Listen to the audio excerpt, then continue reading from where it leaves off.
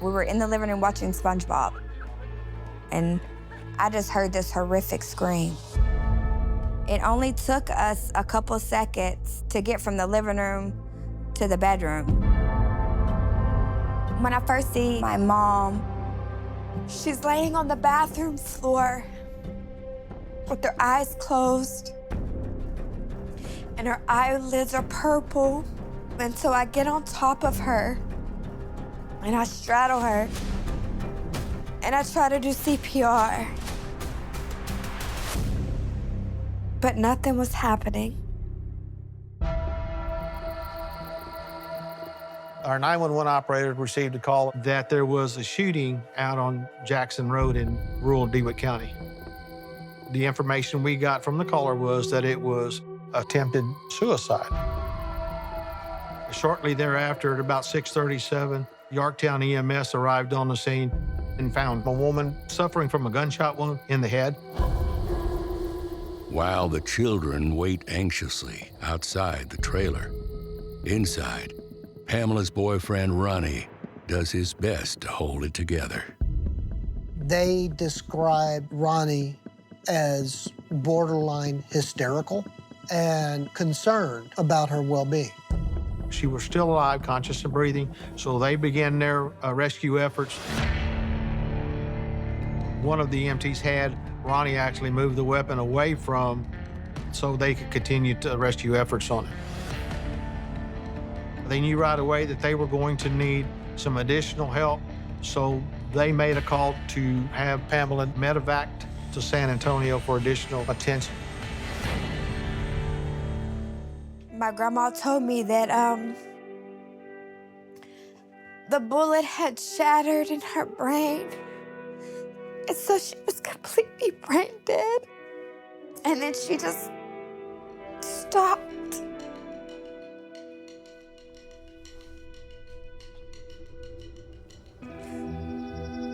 In 2000, Pamela falls hard for Ronnie Hendrick.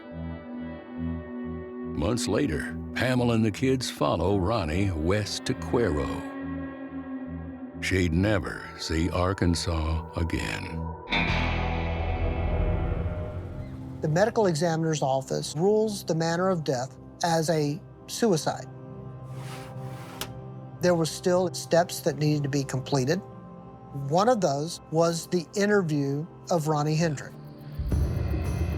Ronnie stated that he was sitting out on the back porch when he heard a gunshot. He goes into the bathroom and finds Pamela lying on the floor, bleeding from the head.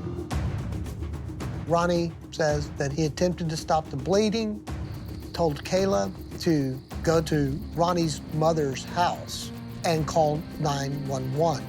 He did not have any service at his house. He said that Pamela had actually been very depressed during this time. Pamela was distraught because she was being forced to move back to Arkansas, and that Pamela did not want to do that. Ronnie said that Pamela was suicidal and on antidepressants for mental disorder. We have a gunshot wound that is consistent with suicide. But there were still things about the crime scene that were nagging at me. 4 years after Pamela's death, Deputy Bowen jumps at the chance to reignite the case when Jody Zaveski becomes the new sheriff. I met with the sheriff and relayed my concerns about the Pamela Shelley case. I asked if I am able to catch up on my caseload.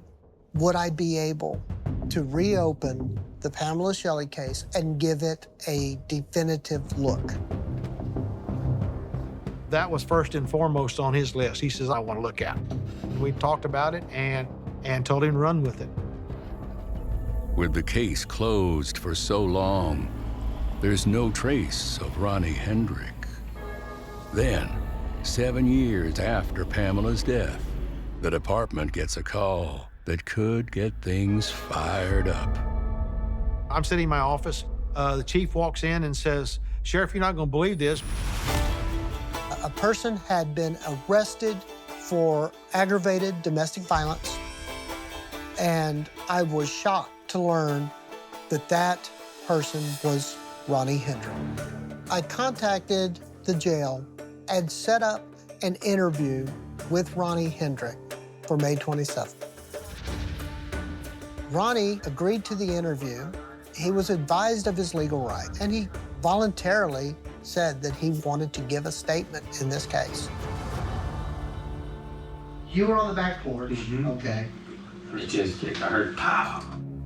Detective Bowen sends the gun found next to Pamela's body for DNA testing. Obviously, it should have had Ronnie's DNA on it because the medic is telling us we had Ronnie move the firearm. And if Pamela had shot herself, she obviously would have had left something on it. The results from the touch DNA test on the gun come in. They are not what anyone expects. The surprise is that no one's DNA was on the gun. And when I say no one, I mean neither Pamela Shelley nor was Ronnie's DNA on the gun. And his DNA should have been there because it was his gun.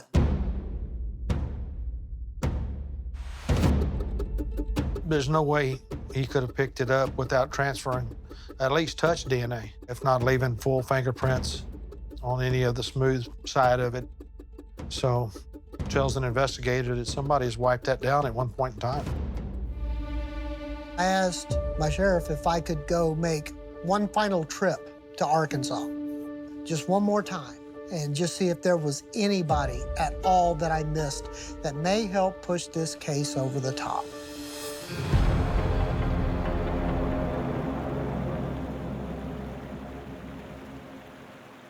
I met with Shirley Suggs. This is Jesse's mother. Jesse is Pamela's ex-husband. When Pamela's 14, she sets her eyes on 17-year-old Jesse Suggs. She was head over heels, and so was he. Then they got married, I think, when she was like 16. I was born in March of 1988. My mom and my dad were already divorced. But Pamela and her ex, Jesse, are like moths to a flame, flying in and out of each other's lives year after year. Jesse told me that he had talked to Pam and Pam was coming home, that they was going to get a house together and they was going to get their family put back together and they were going to straighten their lives up and be great. I could not believe what I was hearing. Pamela and Jesse, they were getting back together. Shirley, where exactly is Jesse now? And she said, well, but he's in Texas in prison.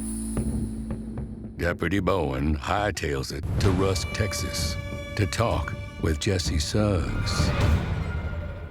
Told me, I sent her to you in a pine box. Click, hung the phone up.